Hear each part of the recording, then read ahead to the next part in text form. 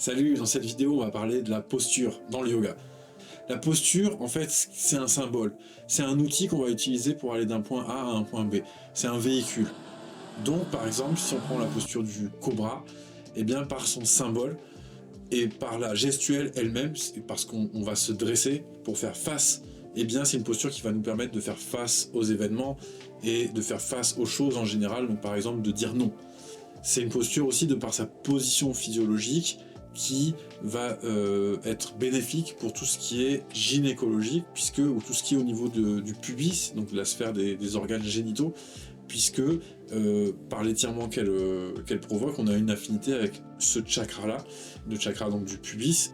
Et donc une manière de l'utiliser, ça va être de mettre les mudras qu'on a vus, la visualisation, les mantras, les respirations, et d'être conscient que cette posture-là, on l'utilise comme outil, et là, on l'utilise à son plein potentiel.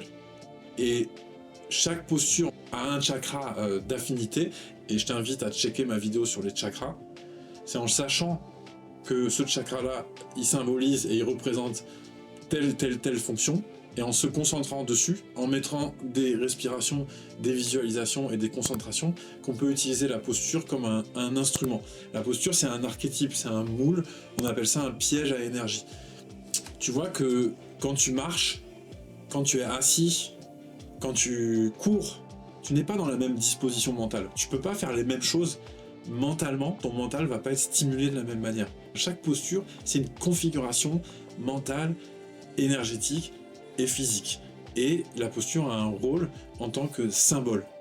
Chaque posture a également une affinité avec un chakra, donc une roue d'énergie, qui correspond aussi, qui elle-même est un symbole, et correspond à certaines fonctions dans le corps, au niveau psychique, donc au niveau du mental, au niveau de l'énergie, au niveau physique du corps. Et la posture peut être utilisée comme ça, comme un véhicule de transformation pour le mental, pour l'énergie ou pour le soin, pour le physique. Donc pour le mental, ça va être par exemple pour un travail de concentration, ou bien pour un travail, comme je te disais, la posture du cobra qui va aider à dire non, la posture de l'aigle qui va permettre de prendre de la distance avec les événements, la posture de la montagne qui va permettre d'être plus stable, de moins être impacté, toujours à condition qu'il y ait les visualisations, les mudras, les mantras. Une posture qui va être plus pour donner de l'énergie, une posture au contraire qui va être plutôt pour calmer. Et puis au niveau physique, eh bien, on va avoir une posture qui va être bonne pour les douleurs de dos, une posture qui va être bonne pour les maux de tête, pour tout ce qui peut être physique. Donc physique, énergétique, mental. Ça, c'est l'usage de la posture dans la voie du yoga.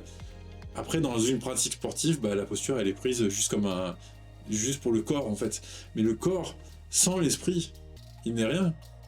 Voilà la fonction de la posture, et voilà comment on va s'en servir. Ça commence d'abord avec la respiration, le pranayama. Donc, si tu veux aller dans cette direction, il faut d'abord bien mettre en place toutes les bases que je t'ai données ici sur la respiration, sur les mudras, les bandhas, les visualisations.